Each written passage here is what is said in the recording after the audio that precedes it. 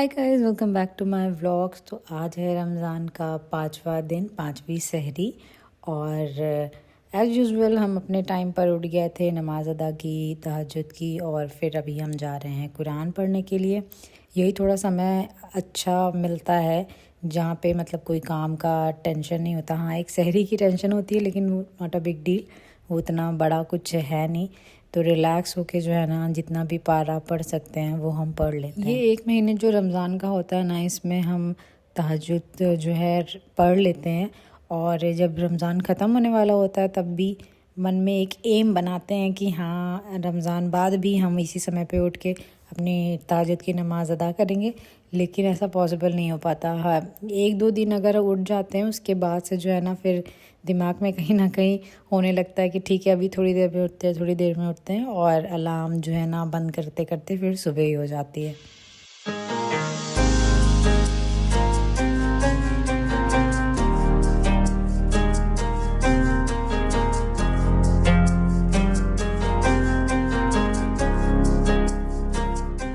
आज हमने सोचा था सहरी में कि पनीर का पराठा बना देंगे, हस्बैंड भी खा लेंगे और हम भी एक उसमें से खा लेंगे।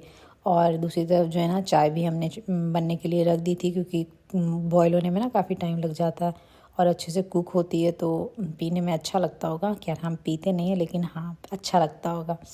तो यहाँ पे जो है ना, जो आटा था वो पहले का रखा हुआ था फ्रिज में ही।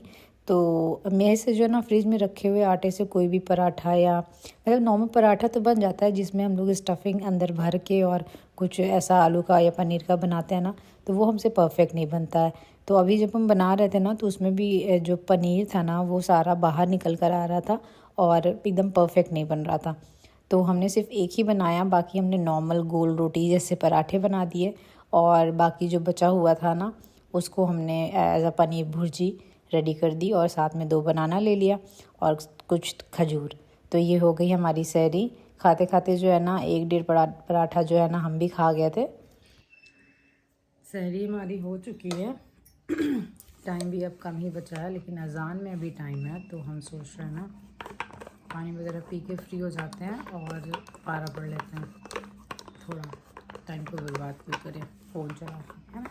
वैसे जब से रमज़ान स्टार्ट हुआ है ना, मेरी जो स्क्रोलिंग टाइम है ना, स्क्रीन टाइम है, बहुत कम हो गई है। बहुत रेयरली हमने यूज़ किया। हो गई है सुबह और हस्बैंड घर पे थे, तो हमने सोचा ना कि फटाफट से इनसे जो है ना लाइट्स, पहले तो हमने डरते हुए पूछा कि यहाँ पे ना हमें लाइट्स लगाने का मन है, तो उन्होंने बोला लगा लो। तो हमने सोचा कि मौका है तो बोल देना चाहिए कि प्लीज़ हेल्प कर दो, क्योंकि हमें समझ ही नहीं आ रहा था कि कहाँ से क्या कनेक्ट करना। तो थोड़ा हमने हेल्प की और थोड़ा कनेक्ट करने में हस्बैंड ने हेल्प की। और तो ये रूम में जो है ना, कर्टन्स पे मैंने लाइट लग गई, और इतना ज़्यादा प्यारा लग रहा है ना दोस्तों, ये हम बता नहीं सकते हैं। और चारों इस मिरर में और उस मिरर में चारों तरफ जो रिफ्लेक्शन आ रहा था ना लाइट का, इतना ज़्यादा खूबसूरत लग रहा था। हमने सोचा कि ये काम हमने पहले क्यों नहीं किया, लेकिन देर आए दुरुस्त है। बहुत ज़्यादा रूम का जो है ना, लुक भी थोड़ा अच्छा लगने लगा था, और फील भी थोड़ा अच्छा आने लगा।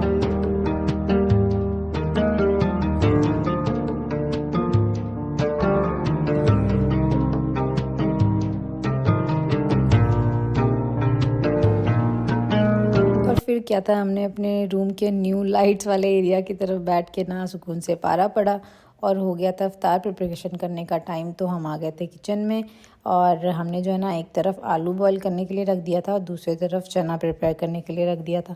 हस्बैंड ने एक दिन पहले बोला, मतलब इससे पहले वाले रोज़े में बोला कि उन्हें जो है ना चना खाने में अच्छा लगता है, बट हम थोड़ा स्पाइसी बना देते हैं, इसलिए वो खा नहीं पाते हैं। तो हमने सोचा कि जब इतना पसंद है तो आज उनके लिए वही बनाते हैं, और बिना मिर्च यूज़ किए। खैर, बिना मिर्च यूज़ किए भी बहुत ज़्यादा टेस्टी बना था, और उन्होंने अच्छे से खाया भी था।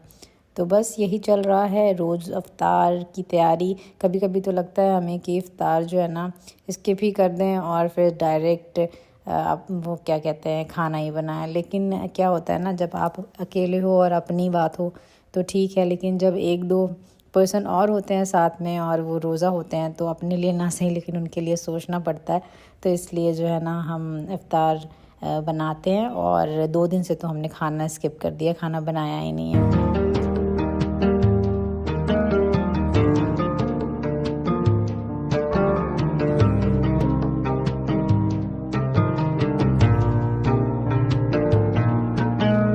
वीडियो में हमने ये एक चीज़ नोटिस की कि लाइट जो है ना कितनी फ्लैक्चुएट होती दिख रही है ना वीडियो में, हमें समझ नहीं आ रहा। आई थिंक हमने यहाँ पे टाइम लैप्स लगाया था और आई थिंक वो स्लोमो लग गया था, तो इस वजह से जो है ना इस तरह से वीडियो जो है देखने को मिल रही। आई थिंक यही प्रॉब्लम होगी क्योंकि वीडियो जो है ना काफ़ी लंबी रिकॉर्ड हुई थी। सामने शैडो में दिख रहा हो तो हस्बैंड जो है ना नानी को दिखा रहे थे कुर्ते का कपड़ा, वो जल्दी आ गए थे तो वो जो है ना जा रहे थे टेलर को देने के लिए। आपको पता है रमज़ान में कितना रश हो जाता है और फिर कोई भी टेलर जो है ना सिलने के लिए तैयार नहीं होता, तो इस बार जो है ना उन्होंने पहले ही ला लिया और अभी वो गए हैं टेलर को देने के लिए और इफ्तार से पहले जो है ना आ जाएंगे घर। अभी ना हो रही है असर की अजान, तो पढ़ लेते हैं नमाज। और पीछे बैकग्राउंड कितना अच्छा लग रहा है ना। और पता है यही टाइम होता है जब हमें लगता है कि और अजान हो रही है, नमाज़ पढ़ने लगे, कहीं देर ना हो जाए। तो एक दिन मेरी नमाज़ कज़ा हो गई है इस टाइम की, लेकिन फिर भी हम लेट हो गए, तो ये गलत चीज़ है। इफ्तार के चक्कर में नमाज ना कज़ा करें ऐसा हमने किया था। हमें पता है आप लोग नहीं करते होंगे, लेकिन हमने किया था तो हम आपके साथ शेयर कर रहे हैं। ऐसी गलती अब दोबारा नहीं होगी। अच्छा, मेरा जो है ना पहले ही रमज़ान से ही ये था कि जब हम दस्तरखान यहाँ लगा लेते हैं ना तो हमें सुकून हो जाता है और फिर धीरे धीरे करके जो भी एक एक चीज़ें यहाँ पे रखनी होती है ना हम ला कर रखते जाते हैं। इससे जो है ना बहुत हड़बड़ नहीं होती है हमें कि अब जो भी चीज़ें रेडी करनी है ना वो डायरेक्ट ला के दस्तरखान पे ही रखना है। एटलीस्ट अगर हम लेट भी हो जाए ना तो दस्तरखान तो लगा हो।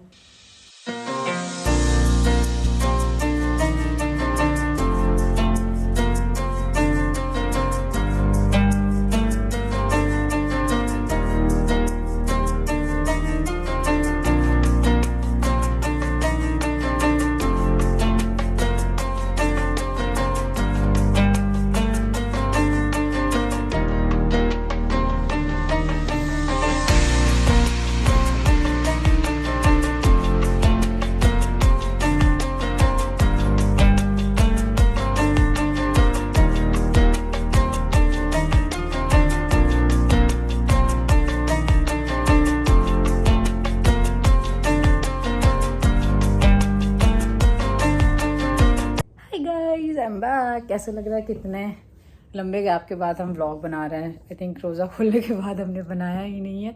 और अभी पता है हम ऑयलिंग कर रहे थे अपनी, इतनी एक्सट्रीम लेवल पे हेयर फॉल हो रहा है ना कि ऐसा लग रहा है सर में बाल बचेगा कि नहीं बचेगा। और इतनी टेंशन भी हो रही है कि क्यों हो रहा है, रुकेगा कि नहीं रुकेगा। मतलब झाड़ते जाओ और बाल निकलते जाते हैं। अच्छी खासी लेंथ हो गई थी मेरे बाल की और अब फिर झड़ के ना अब ऐसा लग रहा है कि ट्रिमिंग की ज़रूरत है। तो फिर ऐसे बढ़ ही नहीं पाता है बाल यार। जब सोचो अच्छा लेंथ करवाएंगे और हम ज़्यादा कटिंग भी नहीं करवाते हैं, थोड़ी बहुत ट्रिमिंग हम खुद से ही घर पे कर लेते हैं। तो फिर भी अभी अचानक से इतना ज़्यादा हेयर फॉल, शुक्र है कि निकल भी रहे हैं बाल, ये नहीं है कि हाँ निकल ही नहीं रहे हैं, बहुत शुक्र है इस चीज़ का।